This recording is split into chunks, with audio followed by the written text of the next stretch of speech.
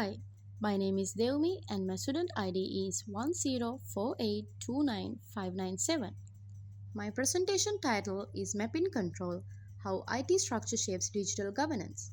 The presentation is prepared in the unit Governing Digital Technologies and will discuss how the effectiveness of digital governance and control is affected by the design and the structure of the IT function of an organization. This presentation is devoted to the direct influence of the IT structure on the digital governance capabilities. The scope encompasses the structural and procedural aspects, that is, what line of reporting or decision making and governance processes facilitate or limit effective IT management. The reason is to determine the role of structure and process in identifying the capacity of an organization to align IT with strategy, risk management, and compliance. IT governance means structures and methods that provide technology in service to business objectives in a responsible manner. Organizational structure is a distribution of roles and decisions among the IT function. Digital governance defines the administrative and oversight systems of the implementation and management of digital tools. These concepts are the basic of the analysis nowadays. Well laid down governance frames facilitate good IT governance. The IT processes are connected to business objectives in measurable areas such as risk optimization and performance as outlined by COVID 2019. The ISO IEC 38500 offers leadership principles of responsible governance of IT. ITIL4 improves operational control by using standardized service management. According to the organizational theory perspective, as it is demonstrated in the STAR model by Galbraith, governance relies on the alignment between structure, process, people, and strategy. The structures provided by Mintzberg are a wake-up call to all the fact that bureaucratic designs guarantee compliance, whereas adhocracies facilitate innovations, but they require a high level of cultural control. These structures combine indicate that governance is both structural and behavioral in nature. It is based on formal systems and how these systems are practiced. The IT structures may mostly be divided into centralized, decentralized, and hybrid structures, which impact the way digital governance is realized. Amazon has a hierarchical and centralized IT organization in which decision rights and report lines are well defined. This will provide good control, accountability, and goal congruency by formal governance mechanisms, compliance systems, and structured communication. This kind of centralization enables Amazon to have similar standards and deal with risk in its worldwide operations. Nevertheless, this rigidity may slow down the decision making process and decreases the speed of adapting to the rapid technological change. In comparison, Canva adheres to a decentralized IT structure which is based on the lean and cross functional teams, also referred to as product pods or squads. These groups combine IT, design, and business knowledge that encourage flexibility, creativity, and quick innovation. Canva is mostly governed culturally as opposed to the procedural, and it functions in trust, transparency, and collaboration rather than strict formalization. This is helpful to agility but may cause problems in ensuring steady compliance and records as the business grows. Such a hybrid model, as used by Microsoft, involves the merging of two approaches. There is a central global technology office that sets the general governance, and the regional and product teams are free to make decisions that are context sensitive. This arrangement is balanced between control and innovativeness and promotes cross functional cooperation, which guarantees the integration of governance across departments. Nevertheless, without proper coordination, hybrid models might disintegrate accountability and raise priorities. Finally, successful digital governance requires striking a balance between structural clarity and collaborative flexibility to have both control and innovation existing simultaneously. In addition to structure, quality of processes and practices make up the strength of digital governance. Through these processes, strategic intent is transformed into action to make technology compliant, secured, and value based. Change management offers a systematic method of analyzing, ratifying, and executing IT modifications, minimizing business threats, and matching technology to business strategies. Indicatively, in case of IBM, Global Change Control Board uses the ITIL protocols to ensure traceability and accountability within units. The vendor management manages relationships with technology vendors and it is managed with formal selection, performance, and compliance procedures to reduce the risk of data breach or service failures.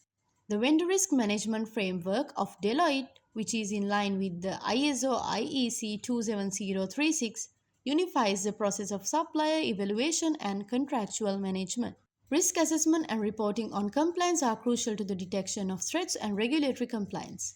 Automated dashboards on COVID 2019 and ISO 31000 are used by organizations to engage in continuous monitoring. The Azure governance of Microsoft has used real time compliance reporting to fulfill the international standards of data privacy and cybersecurity. Lastly, steering groups, governance committees, and audit functions enhance control and alignment. Some examples are the IT Strategy and Risk Committee of the Commonwealth Bank of Australia, Digital Transformation Steering Group of Toyota, and Internal Technology Audit Division of HSBC.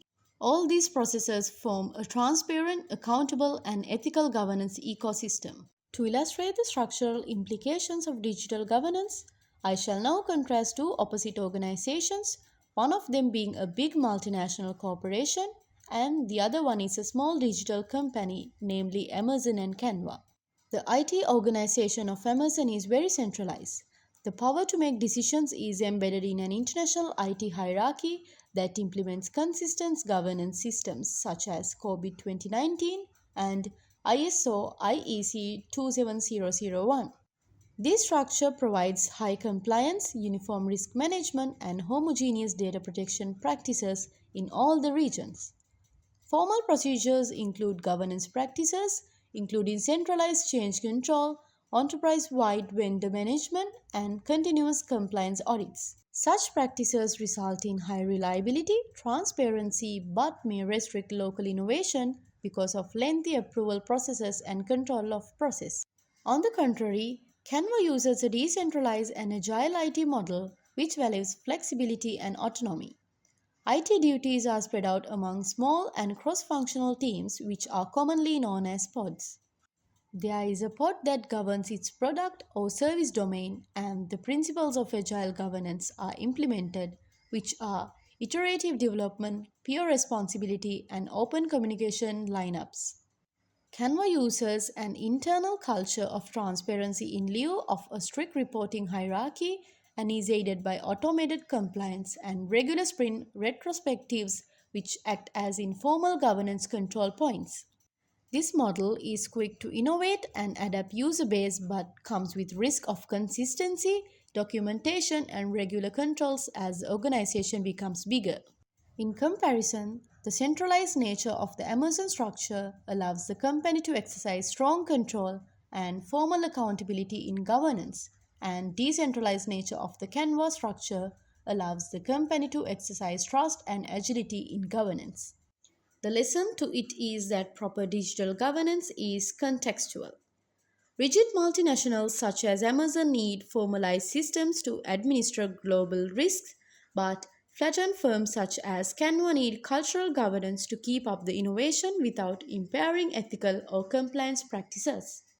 Collectively, these examples demonstrate the influence of structures as well as practice in determining digital governance effectiveness, in which there must be adaptive hybrid solutions to form control and cultural agility. Organizations need to move towards a hybrid model of IT governance between the strengths of centralized and decentralized structures to enhance the issue of digital governance. Strategic control, consistency of policies, and risk management is handled by a central layer of governance and agility, and responsiveness is guaranteed through decentralized innovation hubs. This equilibrium favors compliance and innovation, which is needed in the modern digital environment. The RACI framework, based on the responsibilities, accountability, consultation, and information, should be used to define clear decision rights and responsibilities and ensure that there is minimal ambiguity, overlap, and increased transparency and accountability. Creating an IT governance steering committee that includes IT, risk, compliance, and business leadership will offer a formal channel of evaluating priorities in technology, matching risk appetites, and driving decisions that will be benefit the business goals. By incorporating ongoing compliance and risk evaluation in the form of automated dashboard and frequent review, it is possible to detect governance lapse proactively and to get it aligned with such standards as ISO IEC 38500. These principles are founded on four strategic concepts that include scalability, culture fit, regular compliance, and digital maturity. Overall, these structural and procedural innovations result in a governance environment that is transparent, adaptive, and strategically aligned, which makes the operation control stronger and provides more digital resilience in the long run. In conclusion, this presentation has shown that IT structure and processes are central to effective digital governance. The key insight is that structure defines accountability while processes ensure consistency and compliance. A hybrid governance model offers the best balance by combining control with agility. For leaders and information system managers, this means governance must evolve alongside strategy and digital maturity.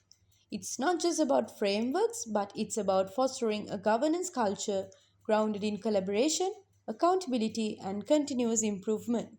When structure, process, and people align, digital governance becomes not only a safeguard but a true enabler of innovation and long term organizational integrity.